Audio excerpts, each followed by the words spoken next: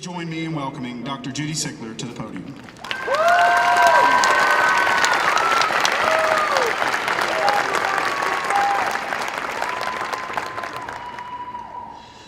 President Wise, members of the administration, the Pellissippi Foundation, my faculty colleagues, distinguished guests, friends, and loving families, those mothers, fathers, brothers from other mothers, sisters, roommates, grandmas, grandpas, meemaws, papaws, bubbies, nanas, boopas, spouses, aunts and uncles, and most of all, the graduates of the Pellissippi State Class of 2017. I am deeply honored to be here, and it is a tremendous privilege to be addressing you this evening. I am humbled. This is surely a different perspective for me at graduation, to be here on the stage. As Dr. Wise said, I sat where you are 3 times, to be exact. I was a tenured student, as I like to call it. As a faculty member, I'm usually working behind the scenes as a professional cat herder, as Rebecca Ashford called it, getting the faculty to line up for the processional. You graduates just experienced our gauntlet, our hurrah, our last hurrah for you, clapping and cheering, some hugs as you passed us by. In my years here at Pellissippi, it seems this line of graduates keeps getting longer and longer. That's a good thing, I suspect. I asked friends and colleagues, what should I talk about? I thought of doing a song, but my Henry says I sing like a dying animal. Maybe a poem or a rap. Felicia shot that one down real quick. Another suggested a do's and don'ts list, but who am I to tell you what's right and wrong? I even thought of doing a Potter-esque invocation of wands and spells and such. Because look at us. We all look like we just walked into the Great Hall at Hogwarts Castle, getting ready for the sorting ceremony. Nope, I forgot my wand. Or did I? And I think my Patronus is either a sloth or a honey badger, and they weren't available for tonight's festivities.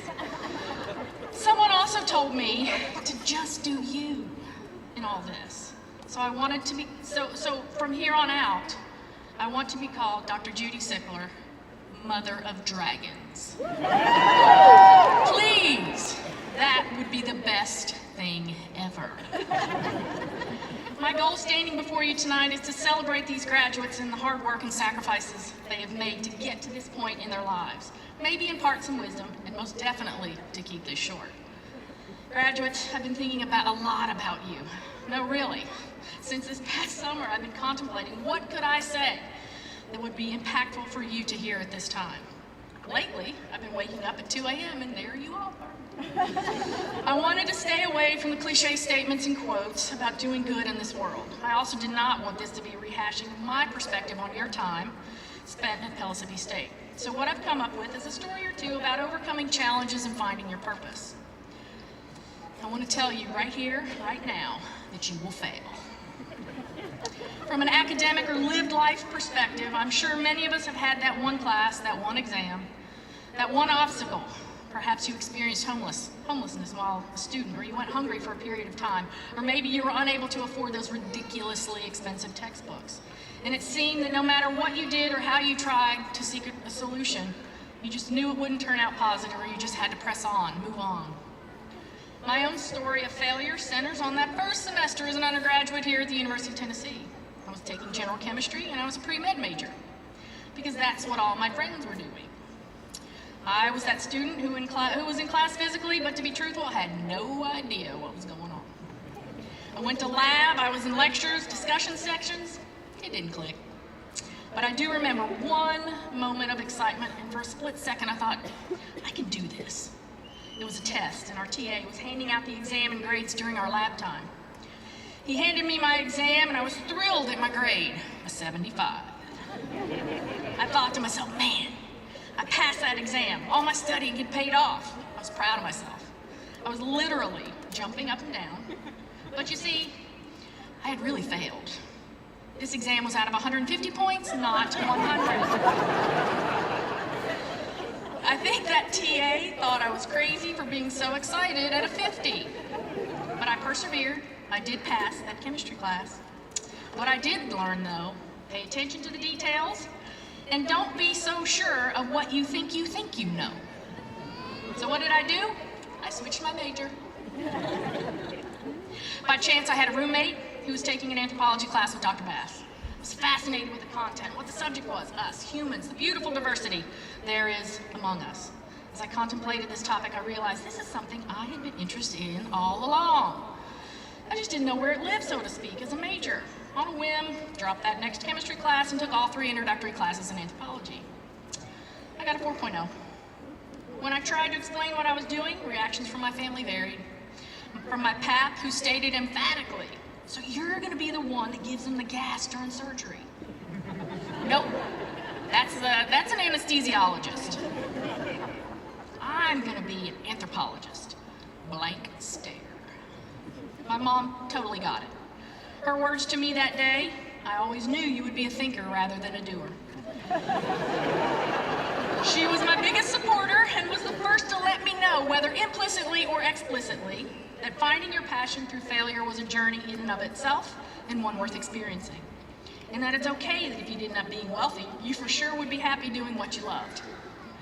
J.K. Rowling once said, "It is impossible not to live without failing at something, unless you live so cautiously that you might as well have not lived at all, in which case you fail by default." Okay, so I've slipped in some of that feel-good wisdom. Find your passion, find your person, find your purpose. Bottom line. There are those that say, by relying on this passion, you are really holding yourself back from things like power, influence, accomplishment. That maybe we fail because of it. But what if, in order to embrace our passion, we had a plan, a deliberate and considerate plan about what you feel and what you must do and say? It is my belief that if you approach it this way, you will do great things.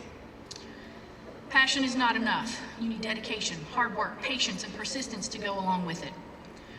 We should not avoid passion, but we should use it to help sustain ourselves as we work toward those dreams we have. And make sure to thank those who have supported you and continue to support you. They've been on this journey with you.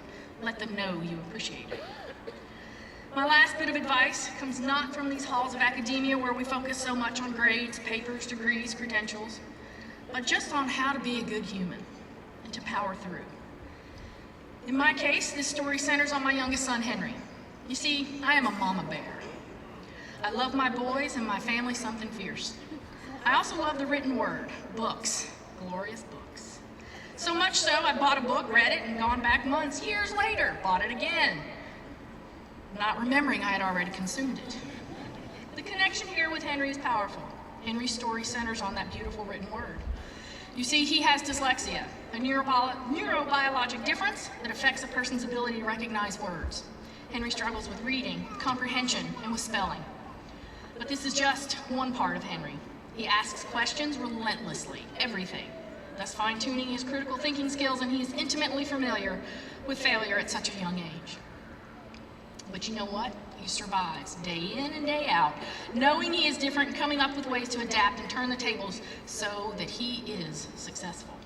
He gets back up and pushes on, pushing through, as we call it, because tomorrow is another day. Someone very close to me said once, "Don't worry about Henry. He'll be okay. He will do great things."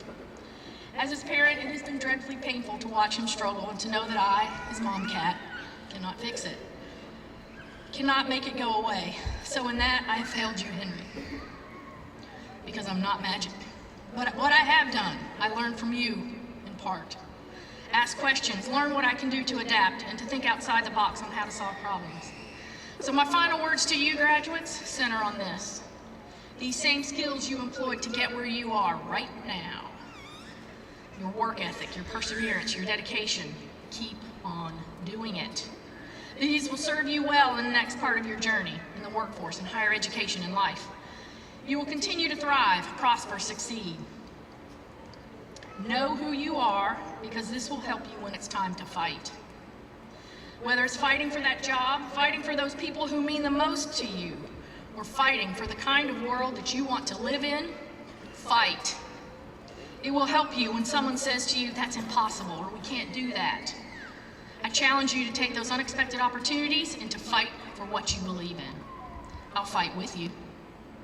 So now go, make some mistakes, make some amazing, glorious mistakes, break the rules, but learn from it, and leave the world more interesting for your being here. Surround yourself with people who make doing good a natural expectation. Put yourself in an environment that lends itself to growth rather than staying the same. Seek to learn even once you have left us here. But come back, though. Say hello once in a while, for you are a part of us. Congratulations, you did it. Thank you.